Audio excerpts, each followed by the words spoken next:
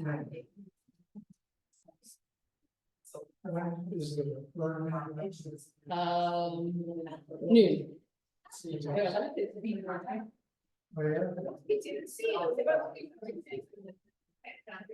Hello, everybody.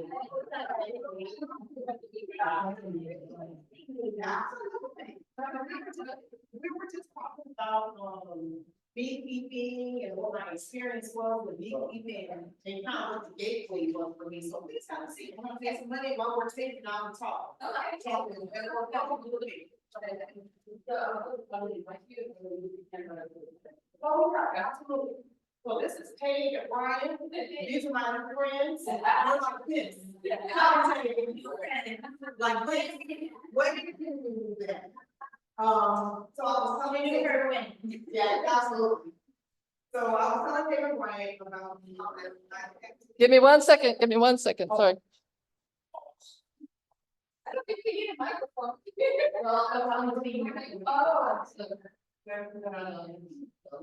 Oh, okay.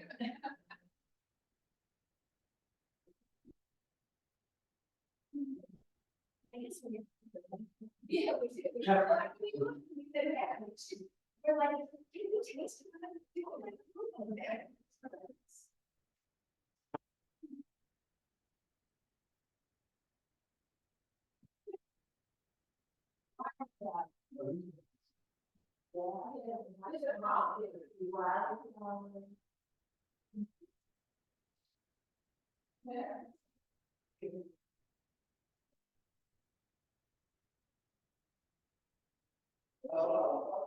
can you hear me?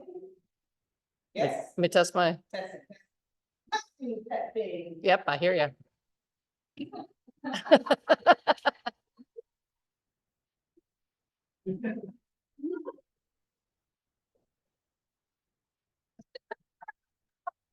Multi-talented.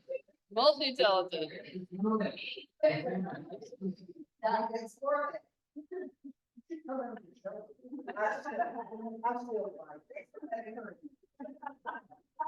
All right, it's all yours.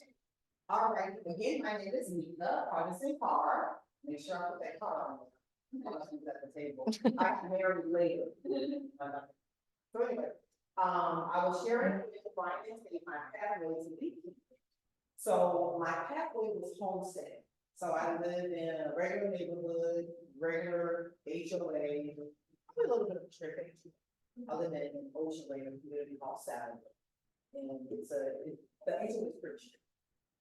And so my house sits on a quarter of an acre, which is not, a big piece of property. But my house takes up, a sizable portion of that. Oh, good. I'm just checking your. Oh, okay, my house takes a sizable portion of that. So I started becoming interested in growing my own food. So the backstory is, I was living my life, everything was going fine, and I come down with this mystery illness, right? This autoimmune disease. Something when I was growing up, you didn't even hear this term, right? Now everybody wants it. So I'm everybody in one. And so I really started becoming interested in growing my own food. And so in growing my own food, I needed to be able to produce a lot of food in a little bit of space. So things were going well. I liked the things that I was growing. It was going good. But the problem was that in order to step kind of into preserving food, I needed to produce it. And so I started going out money. So I started going out into my yard and for some crops, squash, sometimes it's really hard to get ideas here in Florida, especially if you happen to live in an area where there's not a lot of farming. So I'm going back to 6th grade science class, right? These are the female flowers, which are the male flowers, what are the parts, and literally going from flower to flower, it's pollen. So I'm thinking, yeah, this is fortunate. So I bought these. So I started with 3 multiple crops. One, but if you knew my personality, that's really good. So I started off with these beehives, and just like that, like the meals, it was night and day. I mean, like literally night and day, the amount of food that I was going to produce. I had a pear tree, I still have a pear tree in my yard. This pear tree produced so much fruit that I donated maybe a quarter of what I had produced to the place on the that does the preserving, they teach the classes, for them to do a class just with those papers. So once that started to happen, I was just sold. And so I love bees. I'm a nature girl, I love all things nature. Beekeeping is super freaking interesting. And I later partnered with Earth's Farm Market. It was called White Harvest Farm. It's the farm that is owned by the Herban Mission. And so, you know, Herban Mission is downtown Jacksonville. They feed a large homeless population. I don't know what homeless is. But she unhoused family. So they feed a large unhoused population there. And I thought it was really cool. And so I took my hives there. And so now in this food desert community in 32209, that is the primary place where I keep my hives. And I teach beekeeping there, and I teach soap making there, and I run the community garden. Kind of all centered around my lane is self-reliance and self-sustainability. I think that absolutely there's time and a place for giveaways, but it's kind of like the old days teaching animation, right? So teach man to grow food and give that information. And so that's just a little bit about my backstory. And so I just kind of jumped in and created a brand. And so today I beekeep and sell honey. We're pretty much full time. That's my story. Beekeeping is very doable. It's very easy. I tell people the thing with beekeeping is that you're not teaching bees how to bee, right? Bees have been being for millions of years. I describe beekeeping as a superhero.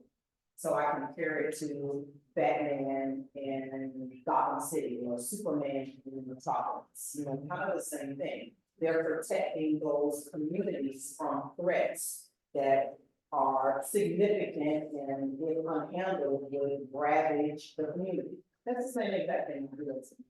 Bees do their thing and they're going out and collecting their nectar and pollen and doing everything that they're doing. And really my main job is to ensure that any threats that they're not able to handle, I step into. And so what'd you say? Oh, great question. So the biggest threat to bees today, honeybees, is a mite called varroa. So varroa mite, a lot of things that we see here in Florida aren't indigenous. I think I want to say that it is an Asian mite. And so of course, when those whatever it is, an animal or bird or whatever, in this case, a mite comes from its native habitat and comes over to another area with nothing to keep it in check environment. And so now there was a time when this varroa mite had made it to Australia because their import regulation are so strict right now it's there. And so globally, the varroa mite is the biggest threat to these days. Other than that, they're wax moths with hive bees, so pretty much. Each way, each absolutely. And so I have a really good relationship with the University of Florida. And so the University of Florida is one of two land grant universities that are here in the state of Florida, and they're kind of like front lines, anything that threatens forms or anything that is agricultural industry really here in Florida. So they're in Gainesville. I'll be there next week. But anyway, they are constantly coming up with solutions, because even when we treat this mite chemically, it's balanced. Because A, you don't want to kill the bees, right? You want the bees to be healthy, and you are introducing a chemical into this hive. You don't want that chemical to be so dangerous that the residuals go over into that food source or that honey. So really, the University of Florida is kind of our front line guardian in the state of Florida. And so currently, we're kind of going between, vacillating between two products, apple bar and apple bar. And so we treat once or twice a year. And we treat during a off time before the negative flow happens, so that that population of bees, these have a sugar lifespan. So by the time we treat far enough in advance to where when the negative starts coming in, all those honeybees, they're there. This is a dumb question. I mean, like, it's just happening with the bees themselves. Great question, that's a good question, it's the bees themselves. They get to the hives. They get into the hives, and what happens is when these eggs are laid, because these lay eggs, and when that egg is laid, this mite attaches itself to the larva.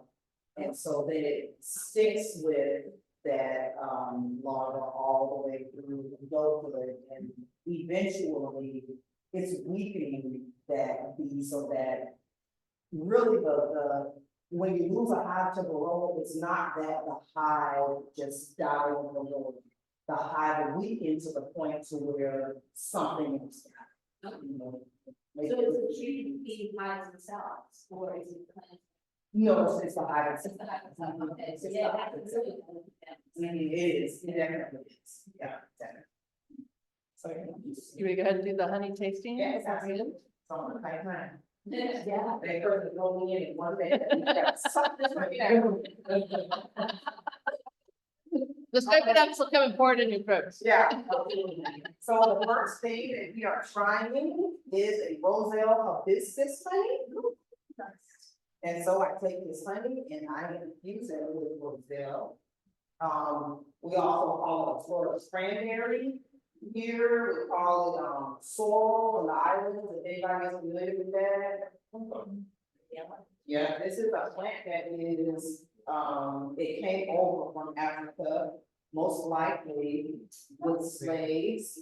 And a lot of times we know it like red zinger tea. Are you familiar with that? Yeah, that's the same thing. Mhm. Good. You want me to do the back table while you get in the next? So we're gonna take a couple because I'm now, this next gentleman's time. That's okay. I'll talk fast.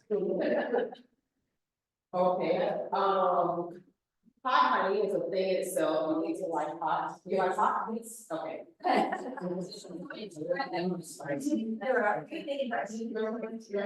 So I can use this with, red pepper. And so the kick on back in, you got it all right? Okay.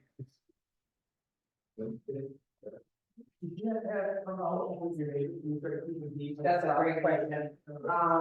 That is the right thing to do, Brian. I'm not gonna tell you that that's what I did because really I just put up a big fence and think where I was. Yeah. Right. Yeah, and eventually, I transitioned my, please, call me, eventually I transitioned a lot of my house out of my house for that very reason. My neighbors are great, but we have eyes in the back and never get stung. Coffee and cocoa. No, I can see that. But my neighbor, just seemed to have a different experience, and I don't know if it's because, you know, my neighbor was swatting or maybe could be chemicals, coffee and cocoa, could be chemicals.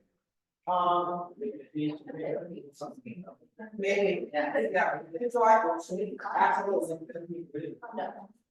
That's true. Yeah. And so it's why I transitioned them out. So I have only a couple there now. And you're at her. I'm at Earth's Farm and Market. I am there every Saturday from 10. Every Saturday. I agree with you. I know that's- yeah, yeah, I mean, then you're girl, you know, there you go. I was waiting for you, I was waiting for you. I know, I am still home. All right, we do. That's it. Okay. I'm about to take right back to the, I'm about to take them right back to the table, so feel free to sample away there. Oh, that's delicious. Thank you. They are all really